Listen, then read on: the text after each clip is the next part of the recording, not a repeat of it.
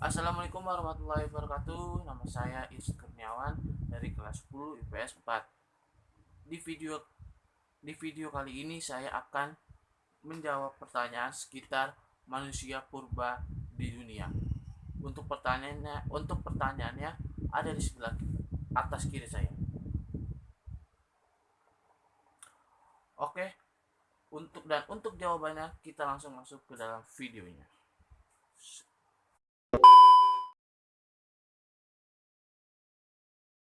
Persebaran manusia purba di seluruh dunia, baik di benua Eropa, Asia maupun Afrika, itu dikarenakan karena untuk memenuhi kebutuhan hidup mereka atau biasa disebut dengan konsumsi mereka atau konsumsi mereka, karena mereka bersifat nomaden.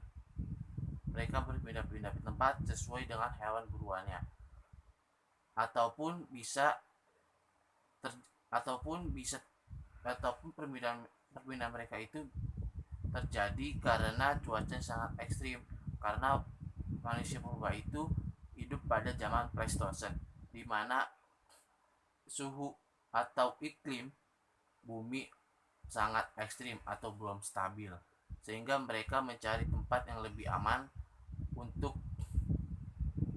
bisa bertahan hidup.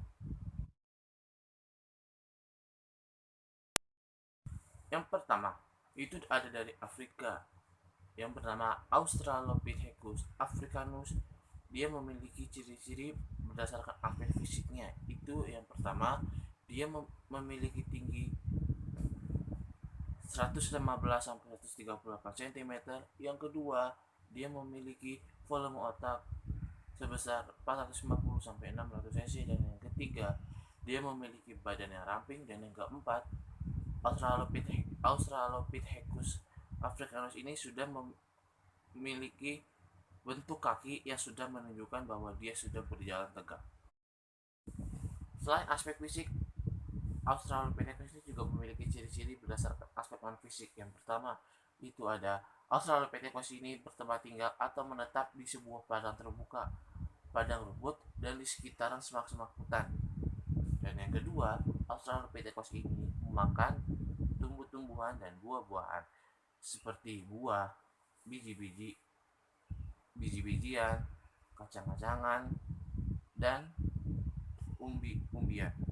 Dan yang ketiga dan terakhir, Australopithecus ini sudah mulai berkembang, ditandai dengan Australopithecus ini sudah bisa atau sudah mulai memakan daging hasil buruannya sendiri.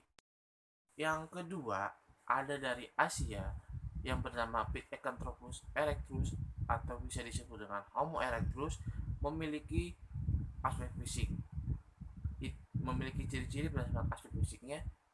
Yang pertama, Pithecanthropus erectus memiliki tinggi sekitar 165 sampai 180 cm. Yang kedua, memiliki volume otak sebesar 750 sampai 1350 cc. Yang ketiga, Pithecanthropus ini memiliki badan yang tegap. Dan yang keempat, Pithecanthropus memiliki hidung yang tebal. Selain berdasarkan ciri-cirinya berdasarkan aspek fisik, Homo erectus juga memiliki ciri-ciri berdasarkan aspek non fisik.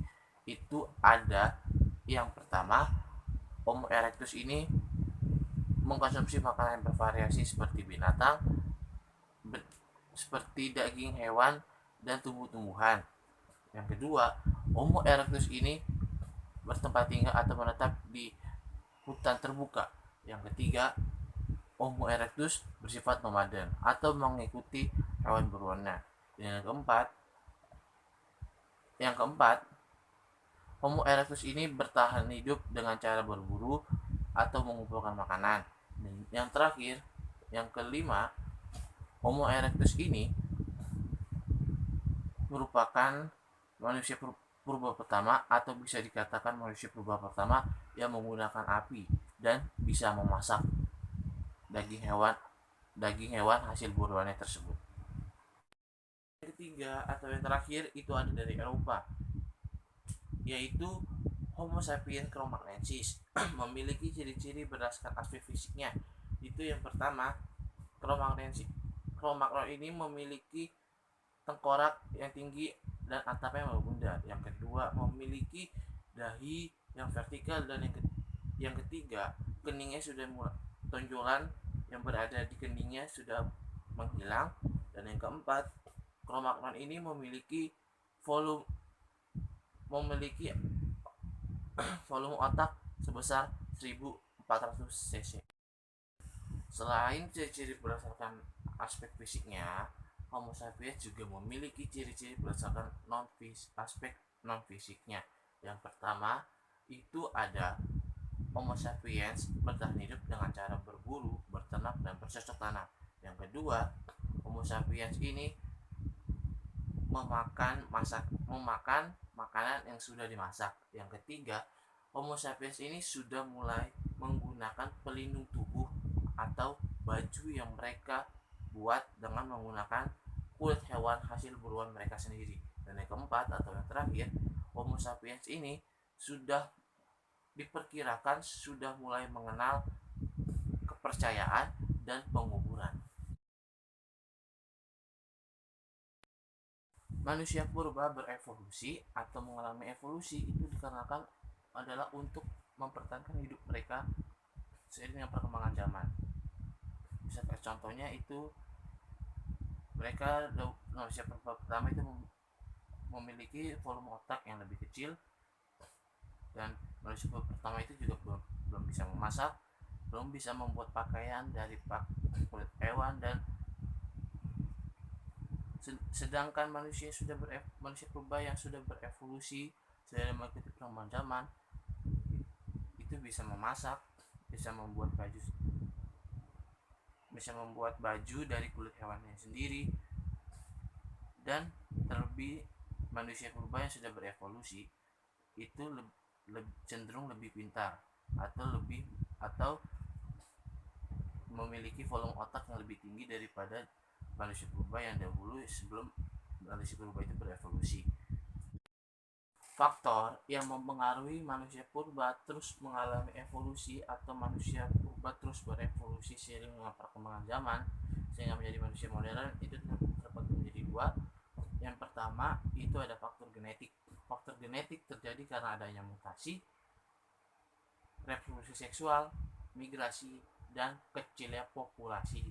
Dan yang kedua atau yang terakhir itu ada faktor seleksi alam. Faktor seleksi alam terdapat atau terbagi menjadi 3 jenis, yaitu ada seleksi direksional, yang kedua ada seleksi disruptif, dan yang ketiga atau yang terakhir ada seleksi penstabilan. Demikian video dari saya.